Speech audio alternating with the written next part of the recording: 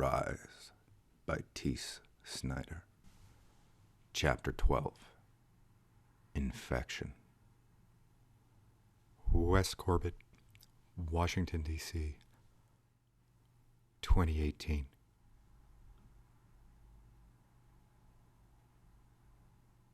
I took a few swigs from my water bottle and smacked my lips together to try and pinpoint the weird aftertaste it had left in my mouth. However, as I stared at the firm yet gelatinous ass of the woman riding the exercise bike in front of me, I could feel the taste fade away as my mouth began to water. My brother, the flaming homosexual that he is, chatted idle-mindedly to me, failing to recognize both my infatuation with the woman in front of us and my lackluster ability to have a discussion while simultaneously biking up a hill. The woman stood up on her bike to make it to the top of the hill, and I quickly turned my attention to my brother to keep from entirely redirecting my blood flow. "What?" I gasped, only catching the tail end of the last sentence he'd said. Between the blaring techno music, the constant hum of the exercise bikes, and the screams of pleasure the woman was making in my imagination, I was about as close to legally deaf as any straight man could be. "I said if you didn't wear such heavy clothes, you wouldn't sweat so much," he repeated, as I flinched with embarrassment, hoping that the woman hadn't overheard. "Yeah, well, if you didn't spend so much time shopping for your workout clothes so guys will ask you out," I replied, pausing to take a deep breath. "Maybe you wouldn't expect your own brother to dress like your wingman," I exclaimed, hoping that the woman had overheard and would pick up on the fact that my fit, gorgeous brother was gay and that my fat, self-conscious ass was both straight and single. From the back of her head, it was hard to gauge a reaction. "I'm just saying, it's one thing to maintain homeostasis, but it's another thing to sweat out your own swimming pool to try and do it," he casually replied, barely affected by the workout we were doing. The woman's head turned slightly to the side, and I cringed, turning in my brother's direction to mouth the word "shut up." He glanced at the woman, realized the reason I was acting so strange, and rolled his eyes. "I was only kidding," he continued, grinning widely. "I know you only sweat so much because of the stress of being a wealthy doctor who volunteers to take care of sick children and puppies," he finished, able to keep a straight face up until the puppies part. The woman's head was now almost completely turned, and we made fleeting eye contact as the cycling instructor hit the bell for the end of class cool-down. I smiled awkwardly at her until she turned her head back around. I tossed my sweaty headband at my brother in muffled frustration. He laughed and stuck out his tongue.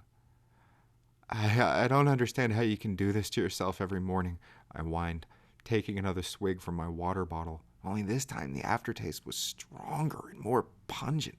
Ugh! "I think there might be something wrong with the pipes here. Does your water taste weird?" "I don't drink water anymore."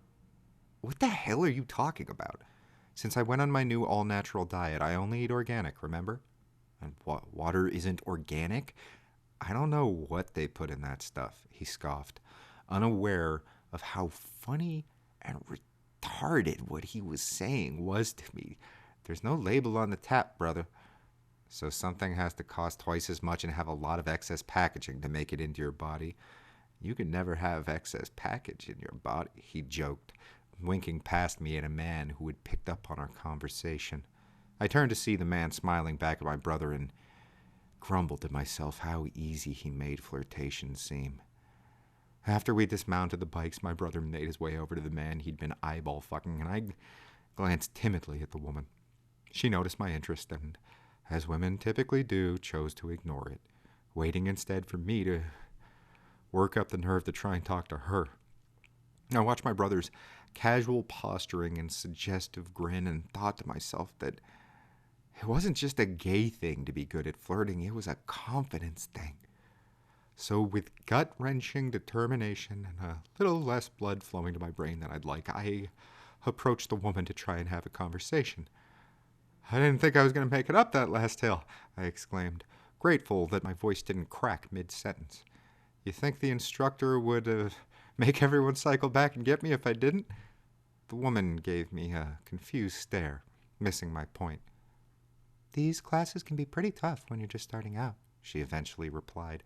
"It's a good idea not to push yourself too much." True, but I don't want to fall behind. Besides, no pain, no gain, right? I suppose, yeah. How long have you been coming that it comes so easily to you? I asked, awkwardly, sipping my water despite its inexplicably foul taste. "Just a few years." "Wow, hope it doesn't take me that long for me to get caught up," I exclaimed, noticing her awkward posturing as she turned slightly in the direction of the change room. Suddenly, it occurred to me how out of my league she was and how much of a fool I stood to make of myself. I decided to wrap things up as a sick feeling crept into my stomach. Anyway, I gotta go make sure my brother doesn't sweet talk himself into being late for work. See you around. "Till next time," she replied politely. I walked solemnly to my brother's side, my stomach still turning in knots. He was just finishing up his conversation, collecting a number from the man he had flirted with. I waited a few seconds for them to say their goodbyes. "How'd you do?" he asked, tucking the business card he'd received into his pocket on our way to the change room. "I think I'm going to throw up." "I'm sure it wasn't that bad." "No, really," I answered, tossing my water bottle in the nearest garbage, suspecting the sick feeling in my stomach wasn't just nerves. I don't even know if I'll make it to work today."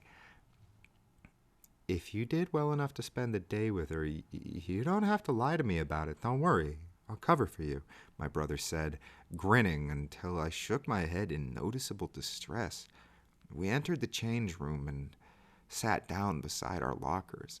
I wish that were the case, but no, look, my stomach's really starting to hurt, so I'm just going to head home. Let everyone at work know, okay? I explained, clutching my sides as pulses of throbbing pain emanated through my body. I took deep breaths and fluttered my eyes, feeling dizzy. "Are you okay?" "Yeah, I'll be fine," I assured him, pulling my clothes out of my locker. "But I think I'm going to skip showering. I need to lie down." "Okay," my brother sighed, accustomed to my stubbornness. He slung a towel over his shoulder and closed his locker. "Text me how you're feeling if you want me to grab something after work." "Sure. Thanks," I replied, sliding on my pants and packing up my bag. My brother made his way to the showers, and I did my best to keep from passing out on my way out of the gym. I stumbled out onto the sidewalk like I was drunk, making my way past street vendors and hurried pedestrians. It was just before morning rush hour, and I was glad that the sidewalks were mostly clear. I found my way to the nearest subway entrance and leaned heavily against the railing. The jolts of pain were growing stronger and more frequent, spreading out from my stomach like a fire in a haystack. I hated using sick days when I was actually sick, but from the way I was feeling, anything other than lying down would probably kill me. I slid my pass into the subway validation machine and breathed heavily.